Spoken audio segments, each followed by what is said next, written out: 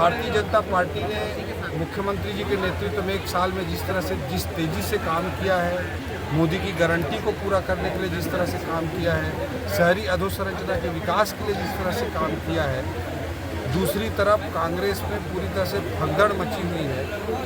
30 से अधिक कांग्रेस पार्षद प्रत्याशी चुनावी मैदान को छोड़कर गए हैं। कांग्रेस परिवारवाद की राजनीति पर भरोसा करती है, चापलूसीवाद की राजनीति पर भरोसा करती है, भ्रष्टाचार की राजनीति पर भरोसा करती है। इसलिए अपने स्वयं के कार्यकर्ताओं का भी भरोसा उसने खो दिया है और इसी कारण से आज पूरे सरगुजा से लेकर रायगढ़ से लेकर कोरबा से लेकर बसना से लेकर धमतरी से लेकर बस्तर तक कांग्रेस में भगदड़ मची हुई है। कांग्रेस एक डूबती नाव है, इसलिए सब उसे छोड़कर जाने के लिए भगदड़ के साथ तैयार है। केंद्रीय बजट को लेकर छत्तीसगढ़ में किस तरह का लाभ मिलेगा?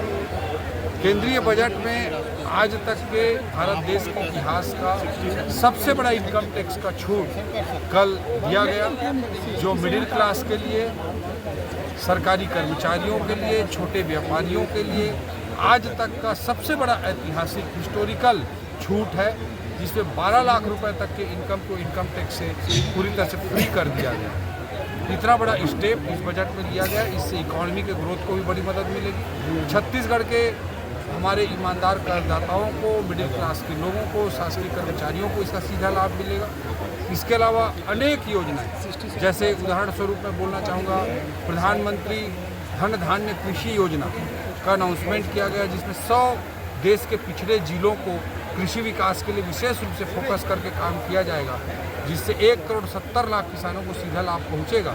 हमारे छत्तीसगढ़ के सरगुजा बस्तर के अधिकांश जिले इसमें सम्मिलित होंगे और छत्तीसगढ़ को इसका बड़ा लाभ मिलेगा। SCA special capital assistance programme के तहत 1.5 लाख करोड़ रुपए का प्रावधान किया गया है।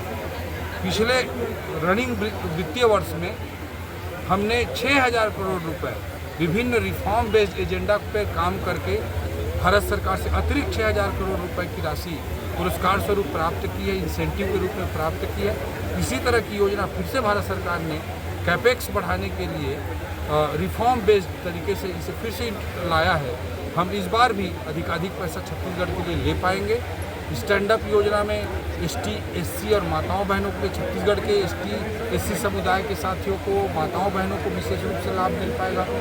इंडिया को मेडिकल टूरिज्म डेस्टिनेशन के रूप में डेवलप करने के लिए, पर्यटन के विकास के लिए बहुत सारे प्रावधान किए गए। इसका सीधा लाभ हमारे छत्तीसगढ़ को भी मिलेगा। और विशेष करके अधोसंरचना में 2014 में जब 2 लाख करोड़ रुपए का टोटल कैपेक्स का बजट होता था, अधोसंरचना का बजट होता था, आज वो 6 गुना बढ़कर 12 लाख करोड़ रुपए के से भी ऊपर जा चुका है। यही कारण है कि डबल इंजन की सरकार में पिछले साल केंद्र सरकार की ओर से छत्तीसगढ़ के लिए 20,000 करोड़ के नेशनल हाईवेज एक साथ सैंक्शन हुए। विपक्ष लगातार हमलावर है बजट को लेकर। राहुल गांधी बोल रहे हैं कि ये बजट गोली लगने के घाव में मलहम जैसा है, क्या कहेंगे? जब उनकी दादी इंदिरा गांधी जी की सरकार थी तो किसी का 12 लाख इनकम होता था तो उसको 11.5 लाख रुपए टैक्स लग जाता था। आज मोदी जी की सरकार है, 12 लाख रुपए के इनकम पर 0 टैक्स कर दिया। तो जनता है, सब जानती है, जनता जनार्दन के आशीर्वाद से लोकतंत्र चलता है। किस तरह से कांग्रेस ने देश को लूटा और गांधी परिवार को बढ़ाने का काम किया, इसी का जवाब देश भर के चुनाव में जनता लगातार देगी। युवाओं के बजट को लेकर खड़गे जी बोल रहे हैं कि युवाओं के लिए कुछ नहीं है। युवाओं के लिए कैसे कुछ नहीं है? युवाओं के लिए 6,500 IIT के सीटों में वृद्धि, 10,000 MBBS के सीटों में वृद्धि, 1 करोड़ गिग वर्कर्स जो युवा डिलीवरी बॉयज़ के रूप में काम करते हैं जोमेटो में, स्विगी में, उनके लिए 5 लाख रुपए की आयुष्मान कार्ड योजना, उनको श्रम पोर्टल से में रजिस्ट्रेशन करना, 1 करोड़ गिग युवाओं की चिंता उसमें की गई है। 9वीं से 12वीं तक के स्कूलों में वाईफाई सुविधा, इस तरह के अनेकों कदम उठाए।